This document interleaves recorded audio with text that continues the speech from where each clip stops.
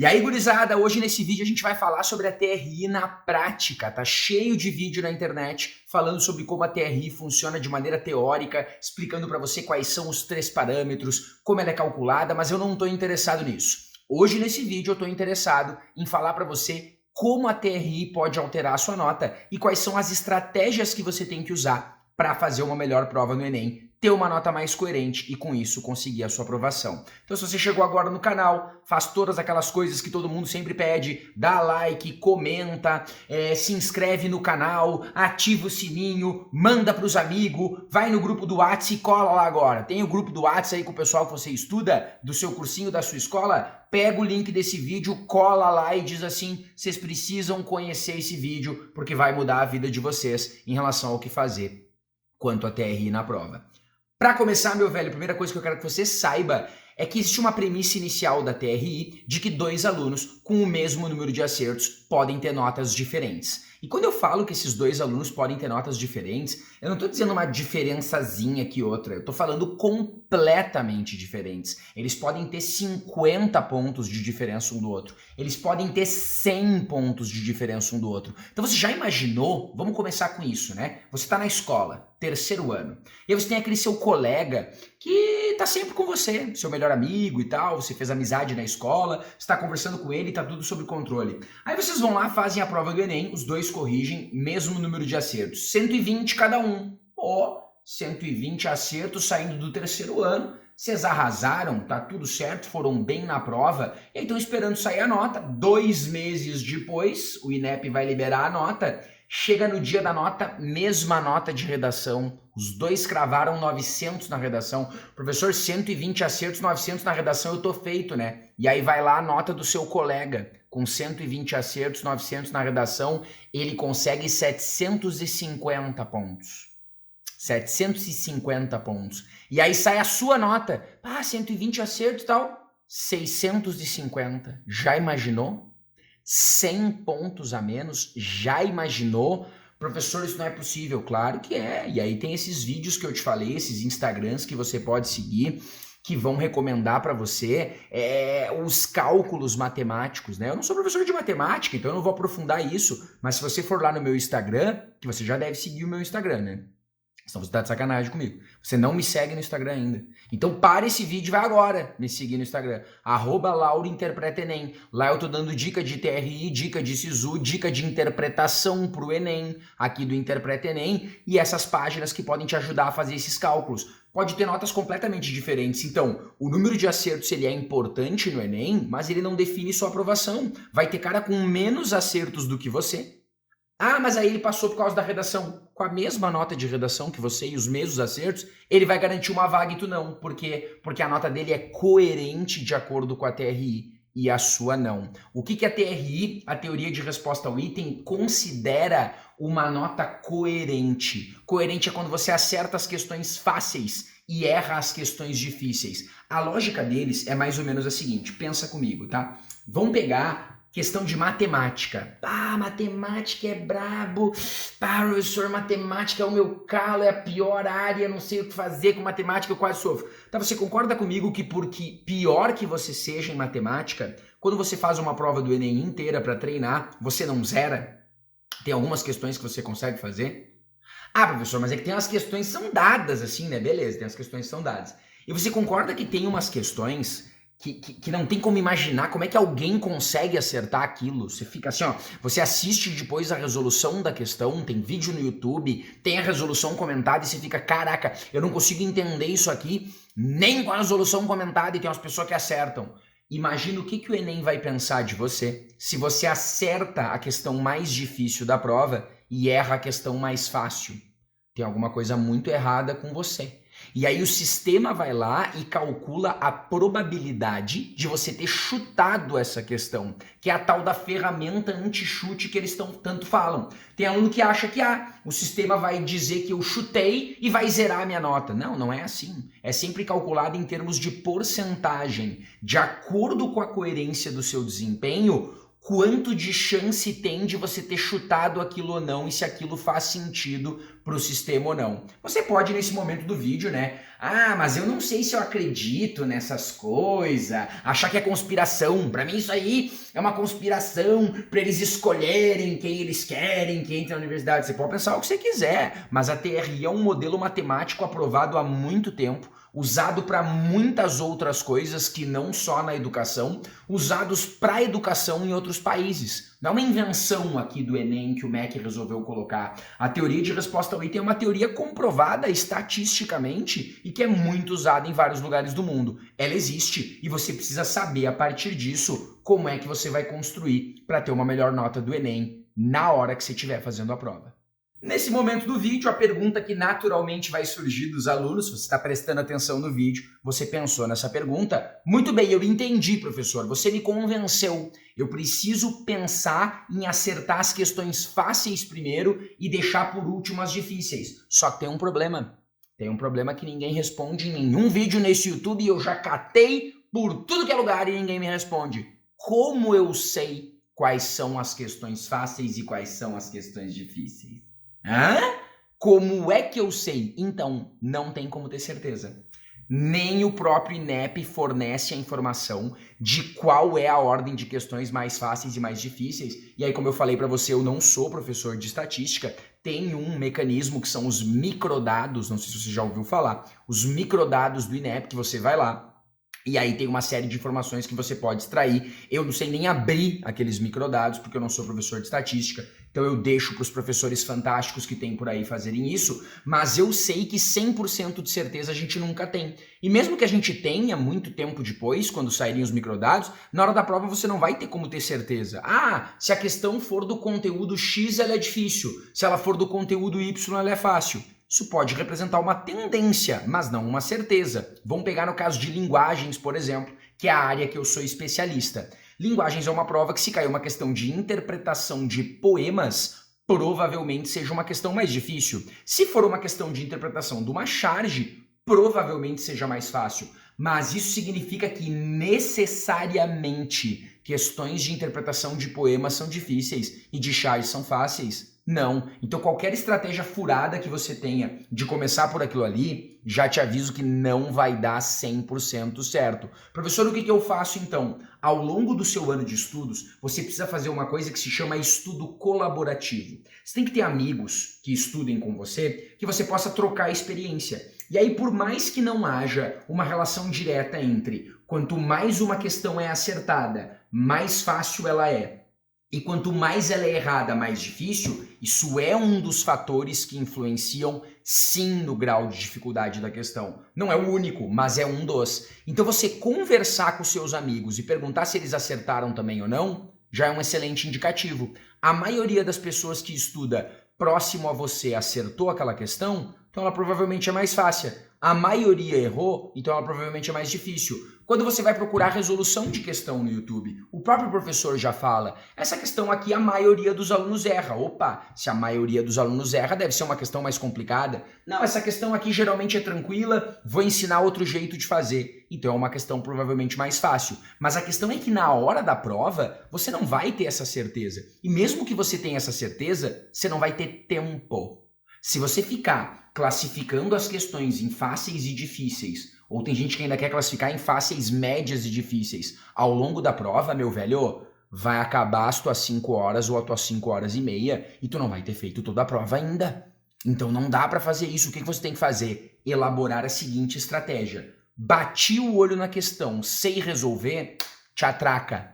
Ah, mas e se ela for considerada uma questão difícil depois? Não interessa. É sempre melhor tu acertar. Te atraca nela. Começou a questão, vai. Olhou para a questão, deu uma travada, viu que ela é complicada, que você não vai conseguir desenvolver, pula. É fundamental pular questões no Enem. Você não pode fazer o Enem sem pular nenhuma questão. Ai, professor, mas é que assim, ó, eu acho meio difícil, sabe? Pular a questão que começa a me deixar o nervoso. Não, você não tem opção. Você tem que pular a questão, porque senão sabe o que vai acontecer? No final do Enem vai faltar tempo para você fazer a prova. E aí vai faltar tempo para você fazer as 10 ou 15 últimas questões do caderno de questões. E se aquelas questões forem fáceis, você tá ferrado. acabou a sua nota, ela vai ser incoerente. Então, caso falte tempo no Enem para você fazer a prova, é melhor que falte tempo para 5, 10 ou 15 questões que você já pulou num primeiro momento, viu que elas eram complicadas e deixou para voltar depois, porque aquela questão provavelmente vai ser mais difícil, provavelmente a maioria vai errar. Então essa estratégia de controlar o tempo no Enem é fundamental em torno disso, você tem que priorizar as fáceis. Você não pode, atenção ao que eu vou falar, você não pode chegar no final da tarde da prova do Enem e não ter lido todas as questões. Presta atenção no que eu estou te falando. Se faltar tempo para resolver, que falte tempo para questões que você leu e num primeiro momento achou que eram difíceis e pulou. Mas, meu velho, se faltar no primeiro domingo, não consegui fazer da 81 até a 90. E no segundo domingo, não consegui fazer da 171 até a 180, faltou ler as 10 últimas. Provavelmente a sua nota não vai ser coerente, você vai ter uma nota mais baixa. Então isso não pode acontecer. Você tem que traçar uma estratégia e a gente vai falar ainda aqui no canal sobre controle de tempo. Se nós já tivermos falado, se já tiver esse vídeo, eu vou deixar aqui na descrição sobre controle do tempo. Se não, você aguenta essa ansiedade que já já eu coloco o vídeo aqui sobre isso. O controle do tempo no Enem vai ser fundamental para você fazer em torno disso. Caso falte tempo, que sejam para questões mais complicadas. Professor, e em último caso, então, o senhor falou agora há pouco que é sempre melhor, né? Sabe fazer, faz, mesmo que seja muito difícil. Em último caso, eu deixo em branco, então, para não chutar errado, já que tem a ferramenta anti-chute? Quem sabe se eu olhar uma questão que é difícil, eu erro de propósito ou deixo em branco? Chegou a entrar em desespero aqui, ó. Esse sou eu desesperado. Olha eu desesperado. Grava o que eu vou te falar agora. Nunca deixa uma questão em branco no Enem. Nunca erra de propósito. Errar uma questão de propósito só porque ela deve ser difícil ou deixar em branco sempre vai prejudicar a sua nota, porque não existe nota negativa no Enem. Quando eles falam para você que quando você acerta uma questão difícil ou erra uma fácil, você perde nota, o que as pessoas querem dizer na verdade é que você deixa de ganhar. Não é que você perde, você deixa de ganhar. Então, zerar uma questão é sempre perder ponto, você vai tirar 0 pontos. Se você marcar a mais absurda, errar a mais fácil ou acertar a mais difícil, você sempre vai somar alguns pontinhos. Deixar em branco é sempre pior. Então grava o que eu tô te falando e isso é um aprendizado fundamental. Nunca deixe uma questão em branco, nunca erre de propósito. E se você conhece alguém que acha que é melhor deixar em branco ou errar a questão de propósito, envia esse vídeo para essa pessoa agora, para este aluno não cometer esse erro de Enem. O meu objetivo é evitar que vocês percam pontos à toa na hora da prova. Muito bem, aí você achou que tinha acabado, né? Então agora eu já entendi na prática o que eu preciso saber sobre a TRI, vou definir minhas estratégias aqui. Não, tem mais uma informação que é fundamental você saber, que é o fato de que as áreas do Enem têm notas diferentes. Isso mesmo. Se você tirar o mesmo número de acertos em 2 áreas, mesmo que você tenha a mesma coerência, isso não vai ser a mesma nota. Áreas diferentes têm notas diferentes. Então, quer ver uma coisa? Qual é a nota máxima de redação? Se você gabaritar a redação, quanto é que você tira? 1000. A redação é a única área que não é corrigida pela TRI. Você tira 1000 na redação se você gabaritar. Agora eu pergunto a você, quanto você tira se você gabaritar matemática? Depende do ano. Já teve ano que foi 985, teve anos que foi 976, teve anos que foi 994. Já teve um ano que foi 1008. Passou de 1000 pontos quem gabaritou matemática. Você acredita nisso? Joga no Google e pesquisa para você ver. E aí eu pergunto para você, quantos pontos você ganha se você gabaritar linguagens, a minha área?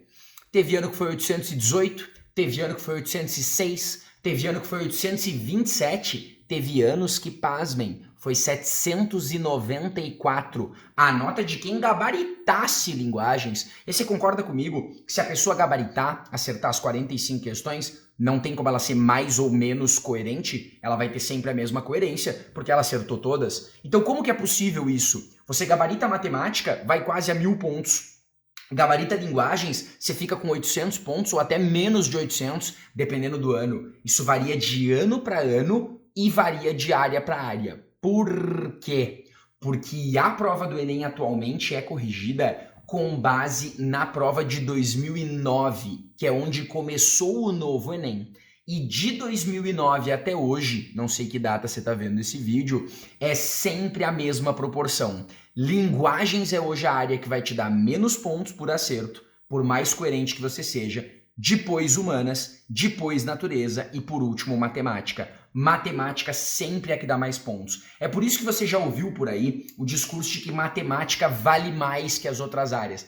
Não é que matemática vale mais, é que como a galera vai geralmente muito mal em matemática, ter um determinado número de acertos, 30 acertos em matemática, por exemplo, a TR calcula que é mais difícil acertar 30 em matemática do que 30 em linguagens. Então, na prática, estou falando aqui em termos bem leigos, né, sem nada de estatística, na prática é mais difícil acertar 30 em matemática, então eu vou te dar mais pontos por isso.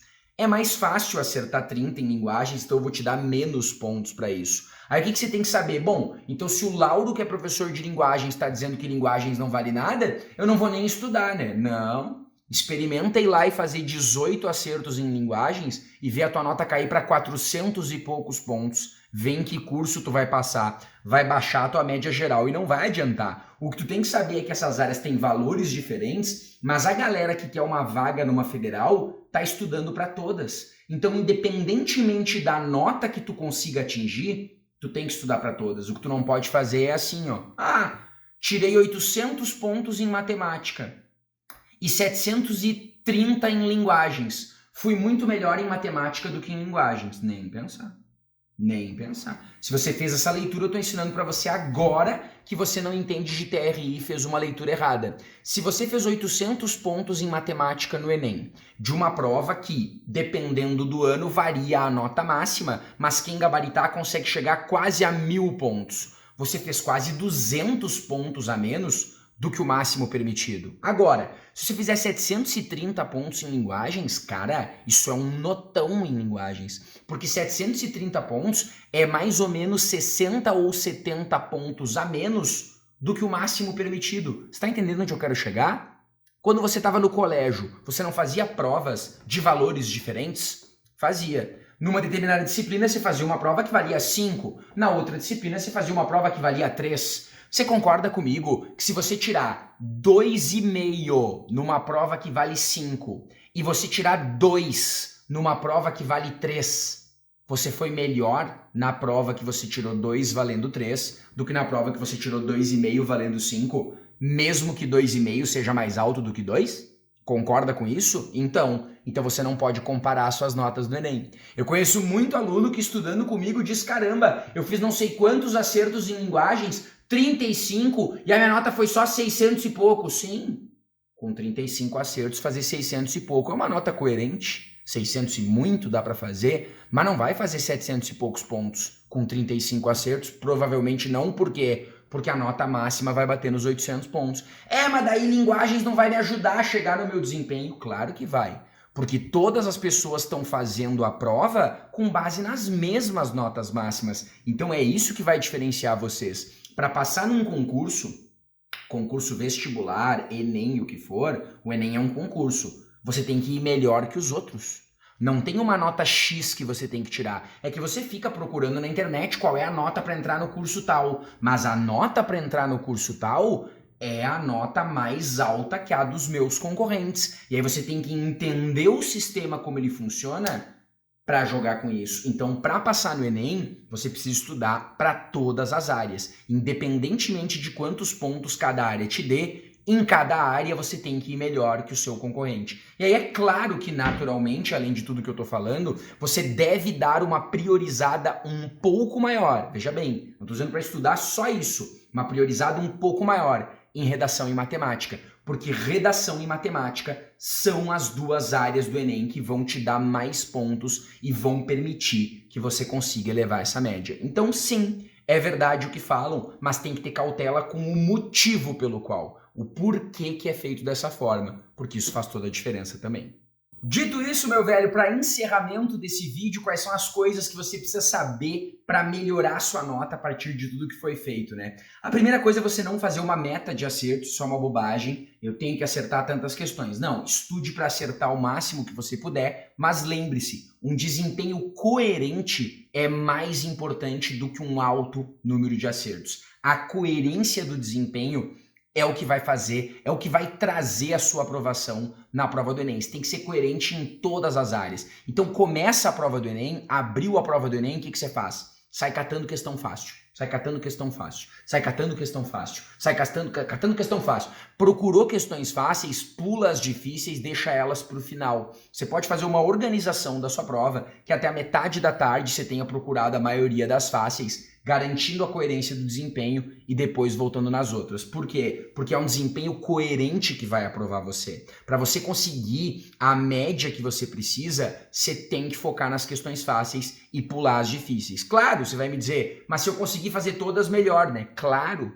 quanto mais questões você fizer, mais questões você acertar, melhor para o seu desempenho. Mas você precisa priorizar as questões fáceis para ter um bom desempenho. E aí, aproveitando, lembra que não adianta querer o mesmo desempenho em todas as áreas. Eu quero conseguir 700 pontos em todas. Não. Se você quer 700 pontos de média no Enem, o curso que você precisa passar é 700 pontos, provavelmente linguagens e humanas vai ficar um pouco abaixo disso. Natureza e matemática vai ficar um pouco acima, matemática bem acima e redação bem acima para ajudarem a puxar a sua média. Você tem que focar o seu estudo em todas as áreas do Enem, porque senão você não vai conseguir uma boa pontuação para ganhar dos seus concorrentes. E aí, sabendo disso, foca nos seus estudos e já pensa, né, que isso pode te aliviar uma pressão. A vida de vestibulando é sempre muito difícil, muito confusa, sempre estudando, sempre na pressão, só um pouquinho. Se questões mais difíceis não valem tanto assim para mim no Enem, a partir do que eu aprendi nesse vídeo,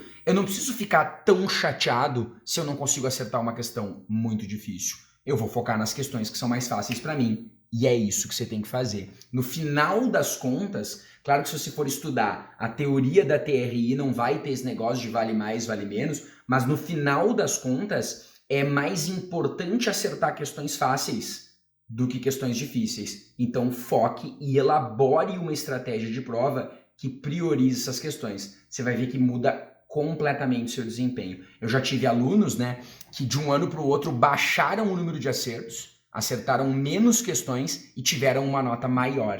Você vai dizer, por causa da redação, com a mesma redação. Eu tive alunos que acertaram um X número de questões, não conseguiram a vaga, no outro ano acertaram 4 acertos a menos e esses 4 acertos a menos renderam 20 pontos a mais. E com esses 20 pontos a mais, o cara conseguiu a vaga dele, foi aprovado, entrou na universidade. Eu quero que isso aconteça com você também. E eu espero que, se acontecer graças a esse vídeo, você venha aqui e deixe nos comentários o que aconteceu com você. Vou esperar que você me conte lá no @laurinterpretaenem tudo que você aprendeu também sobre esse vídeo. Se não me segue lá. E agora que você chegou até o final desse vídeo, comenta aí o que você achou. Deixa o like aquele para ajudar o professor, né? Vamos ajudar o professor. Se inscreve no canal, ativa sininho e envia esse vídeo para aquele colega seu que você tem certeza que não sabe de nada disso e precisa conhecer melhor o Enem antes de encarar a prova. Valeu, galera! Beijo para todo mundo e até a próxima!